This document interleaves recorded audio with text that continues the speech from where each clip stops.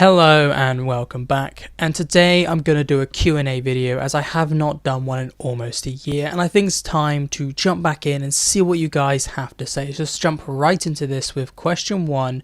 Do you think The Walking Dead needs to end and eventually be rebooted? Personally, I do not think the franchise needs to end anytime soon. I do think the current state of the franchise, with it focusing solely on characters from The Walking Dead, needs to end, and I think they need to do something new with the franchise. Maybe not reboot the universe and have the stories that have been told still canon, but do something different.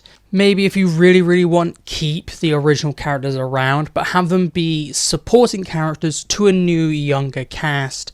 And what I personally would want is to have a new show with completely different characters and set it maybe near the start of the apocalypse, because I really enjoyed when we got stories like that. A lot of Walking Dead content now takes place almost 2 decades in, and it feels kind of bland at that point. Give us something fresh with our characters learning about the walkers all over again, with us having a day one thing, a lot like Fear was meant to be, because that's really the only show that had us see the fall, but they kind of skipped it slightly, and The Walking Dead went straight into 2 months in, so maybe give us something like that instead of just rebooting the entire show. And question 2 is, what if the governor met Negan? And this is a very interesting question, but I do think this question boils down to that who would win in a fight. I do think the governor and Negan would straight up go to war. They have very conflicting personalities, and they are very much power hungry people, and I don't see any coexistence happening or anything civil happening between these two communities.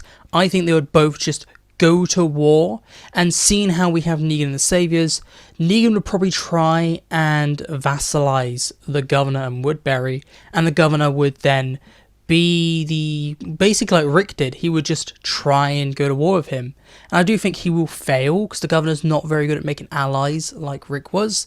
So the governor would die if they met, in my opinion. I think the governor would lose because the Saviors have so much more manpower, and Woodbury was mostly old people, really. Like when we see in season 3 and 4, they had maybe 2 dozen fighting people, but the Saviors had, it seemed like hundreds. So we know who would lose this fight, and I do think that they would go to war because Negan would aggravate the governor. The governor, like he was with Rick in the show, he was trying to be very civil, and he had this personal vendetta against Michonne. It is very much, he was forced into that war, Rick was, because the governor is a very petty person, and I think it's the same with Negan. Negan and the governor would go to war because Negan would start on the governor, and the governor would want death.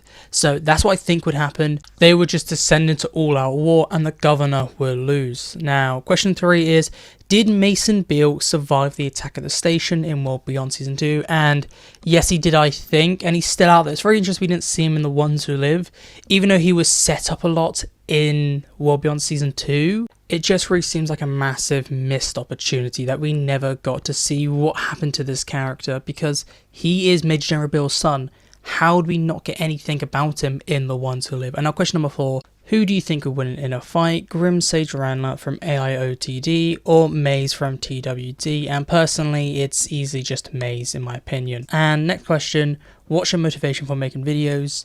Fun, that's really it. It's just fun. I like to talk about things. Everyone around me doesn't like me talking about these things constantly, so I use the internet to talk about The Walking Dead, because I don't really know anyone else who is as sad as me and a massive fan of this franchise. Everyone goes, oh, the franchise is dead, or whatever, or go watch this. I don't care, man. I really like this series, I really like this franchise. I want to talk about it, I'm really passionate about it, and making videos is a way that I can do that. Moving on, could you survive a zombie apocalypse? And even though I really want to say yes, but gotta be realistic, no. I'd probably fall over or die, or end up starving to death. A lot of people think they could survive, but in reality, most of us would probably be the guys that die in the first few months. Maybe some people make it per year, but I definitely do think I ain't gonna make it a couple of months. Maybe at most a month or 2, that's it. And moving on, we all know that these 2 characters never should have died, but if you could bring back Nick or Carl, who would you choose? And 100% it's Carl. I think he's way more important to the Walking Dead franchise. And if we still had Carl, maybe Andrew Lincoln would have stayed around for a little more. But in universe, I think Carl is the better succeeder than Daryl as the new protagonist of the show. And I think the whole point of The Walking Dead is about Carl. That's the whole point of the story in the comics. He's the only character, as well as Sophia, to make it through the entire run of the comics.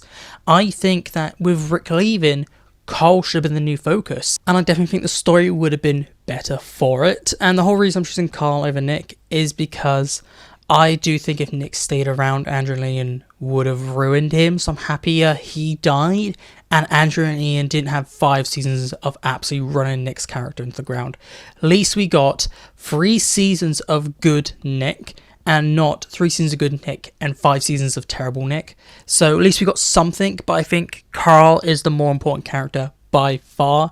I know Nick is a fan favourite, but Carl is the core of The Walking Dead. He is the whole point of characters like Rick Grimes' story, and that is why I'm choosing him over Nick. Now, final question, where did the name Hobo Ducks come from? And the answer is that it was an old Xbox 360 randomly generated gamer tag. I was originally trying to go for another name, but it was already in use, so I randomly generated and got Hobo Ducks. And because the channel is so old, when I created the channel, I used the gamer tag I had at the time.